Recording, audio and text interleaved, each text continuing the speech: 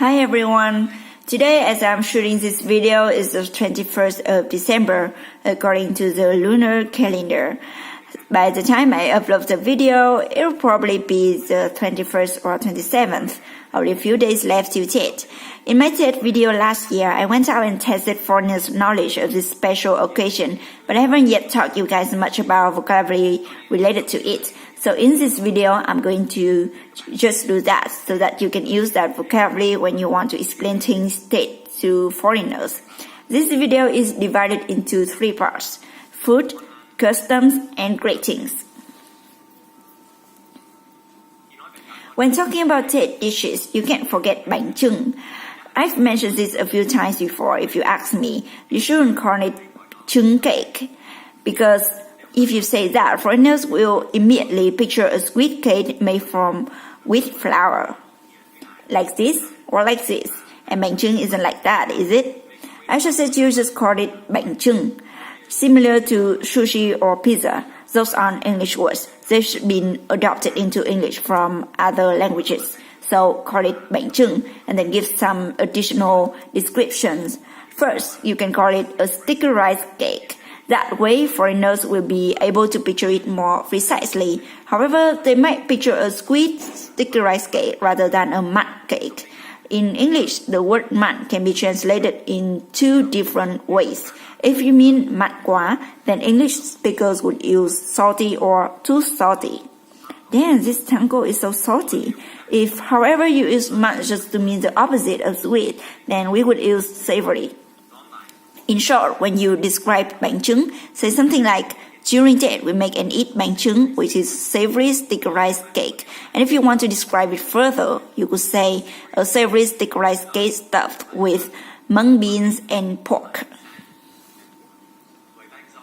With bánh gió and bánh dày, you can apply that same principle. Bánh gió is a cool sticky rice cake which we dip in sugar or honey. Bánh dày is a savory sticky rice cake which we often eat with giò lụa. How about giò lụa? How to describe that? You guys should call it sausage. Now, there may be some people who protest. Huh? Sausage is so sick then? Yeah, that's right. But the word sausage in English includes every kind of food made from ground pressed meat. For example, this is sausage. This is sausage. And giò lụa is also sausage. If you want to describe it more precisely, you can say, we often eat giò lụa, which is a very smooth pork sausage. Alright, I'm not going to talk about savory foods anymore. Now it's time to move on to oh my. I think foreigners would just call it dried food. Or since it has sugar, ginger, salt, and various other seasonings, we might call it seasoned dried fruit. Seasoned dried food. And mứt, like coconut mứt or ginger mứt, you should use the adjective candied. I'm guessing you all know what candy is. So you know that when you say ginger candy, native speakers will picture something like this. But when you say candied ginger, native speakers will understand that you mean an actual piece of ginger, which is cooked with sugar. Candied ginger, candied coconut. This candied coconut is so good. But unfortunately, I can just sit here and eat candied coconut. We've got to move on to Tet customs. First, I'm sure that everyone knows lì xì is usually called lucky money. But what about the custom of mừng tuổi, roughly translated as celebrating age? That's really tough because Westerners don't have the concept that beginning a new year also means beginning a new age. For us, it's only when you reach your birthday that you begin a new age. So when it comes to the custom of mừng tuổi, the English language really doesn't have any term at all. So sorry. The same goes for the custom of sông đất. There's no concise term in English. You guys will just have to explain the nature of the custom. Like, on the first day of the new year, we invite a guest who we think will bring us good luck. Alright, now we move on to a simpler custom, that of kiêng. As I understand, during Tet, Vietnamese people won't often eat squirt, and in the year of the rooster, they might not eat rooster. In the year of the dog, they might not eat dog meat. In the year of the dragon, they might not eat dragon meat. The most natural way to describe that in English is people often don't eat squirt. And if you want to describe it in a more precise academic way, you can use abstain from, refrain from. Lots of people abstain from eating squirt. People often refrain from eating dog meat. So next we got to Tết custom that I like the most, which is putting up a quất tree, a đào tree, or a mai tree. Quất is simply a kumquat tree. Đào is simply a peach tree. And mai is...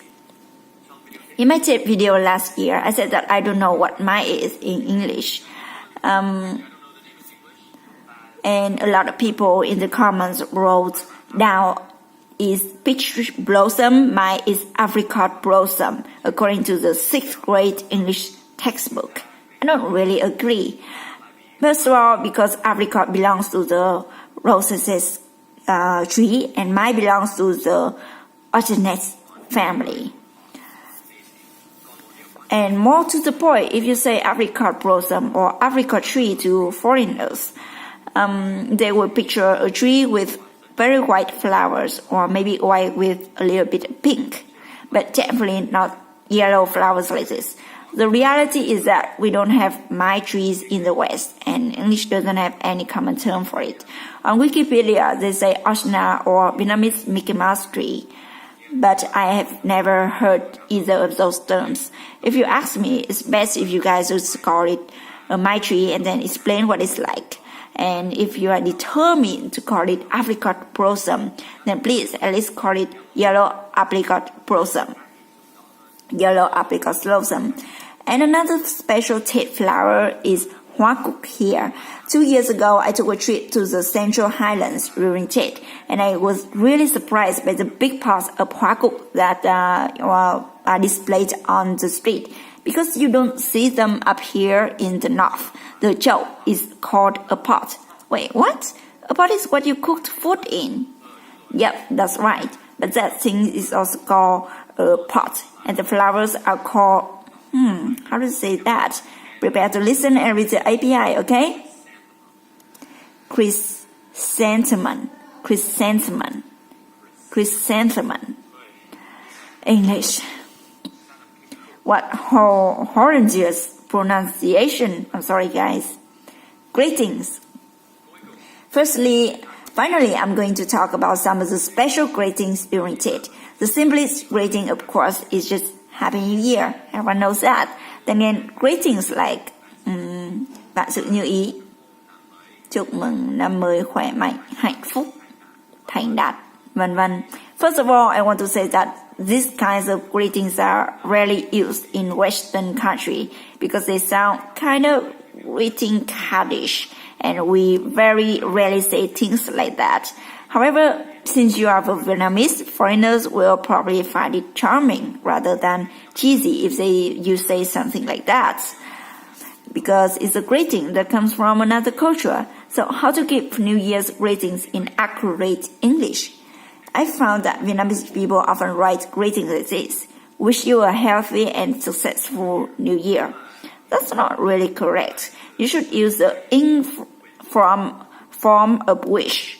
Wishing you a healthy and successful New Year. And when speaking, you should get rid of the word wish altogether and replace it with I hope. I hope you have a healthy and successful New Year.